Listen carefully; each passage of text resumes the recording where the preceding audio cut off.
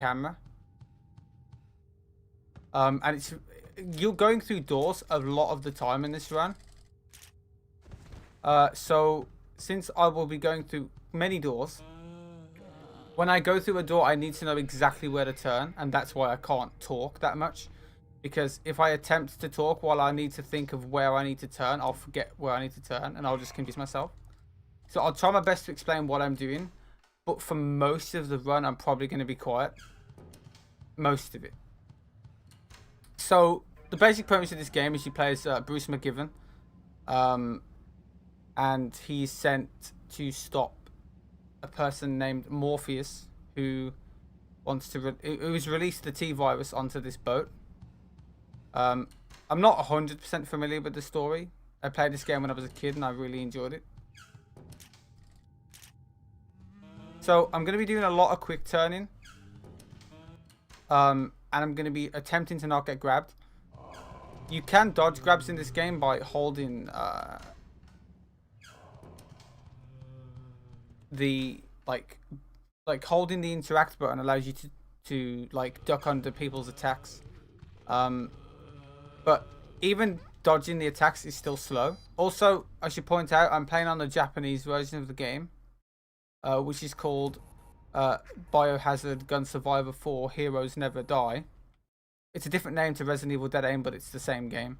The Japanese version I don't think is actually faster. I think it's the same as the NTSC version or the US version. I'm pretty sure it's exactly the same, but I just prefer running the Japanese version. Make my stuff look cool. Also, I've noticed that on the stream, the game, like the video, the layout's in 4:3, but I have the game in 16:9. Like the layout on the stream is in 4:3. I don't know if you've squished it or not. Yeah. I mean, you can play the game in 4:3, but I've got used to using 16:9.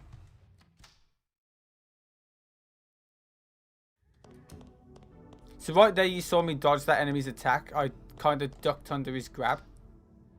And it's basically a lot. It's pretty much you have to go to a certain area, get a certain thing like a key card or a key to open a door. Right, I'm going to duck these attacks again. You can actually go around them, but it's risky.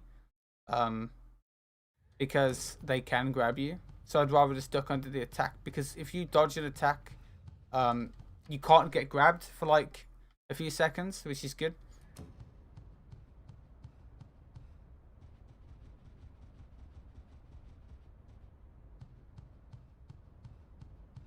Yeah, we're basically just getting key cards. We had to unlock the doors with this to go below. No, to get the key card from above to then unlock the doors below.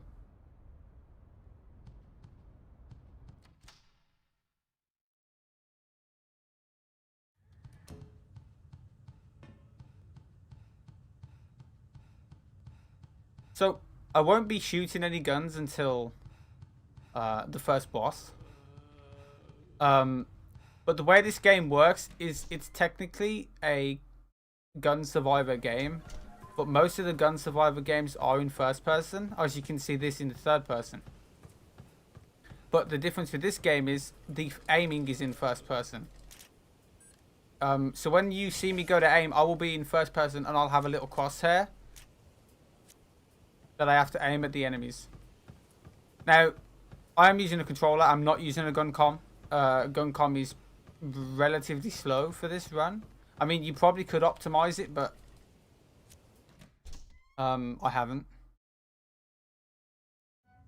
I mean, I've never ran the game with a gun com, but I feel like it's more optimal to use a controller, especially if you're good at it. So we went to get a key there, and that's to unlock a gate coming up.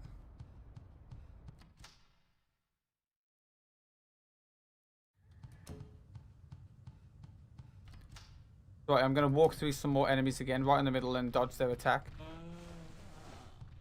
Dodging the attack is just a tiny bit faster than actually getting grabbed. There is one enemy in this game, which comes up later on in the section, which is you can't dodge their attacks. You can't get away from it, and their attacks are random, and it can cost you time. And in a game where it's basically all movement and boss fights, losing time like that is pretty annoying. But there is one huge RNG section in this run, which I'll mention when I get there. This is glitchless, dude. There's no glitches in this game. Well, there is one trick later on, but that's to like manipulate an AI, a boss's AI, towards the end of the run. But that's not really a glitch. That's literally the only thing. So this is Fengling. You didn't really get introduced to her because I skipped the cutscene, but she's a Chinese intelligence agent who is on the ship as well as Bruce. I think they have the same objective. But yeah, during this game you play as both Fengling and Bruce.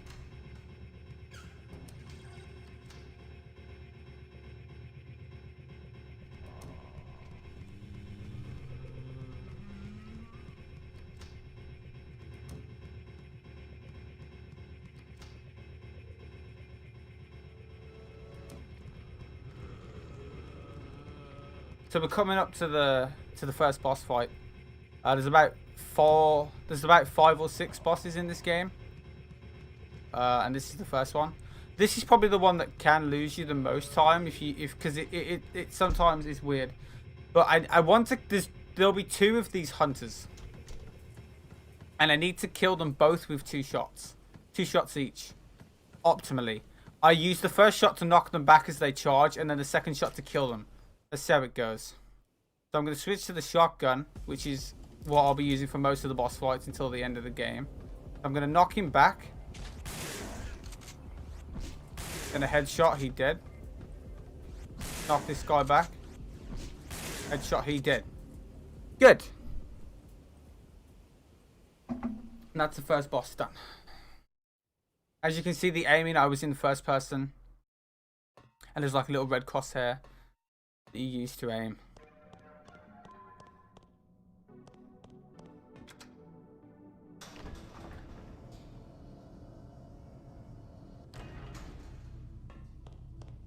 Also, I should point out that the runs for this game are timed via the in-game timer. Obviously, for a marathon, I still have to put an RTA estimate, but for world records and stuff, it uses the in-game time at the end of the run.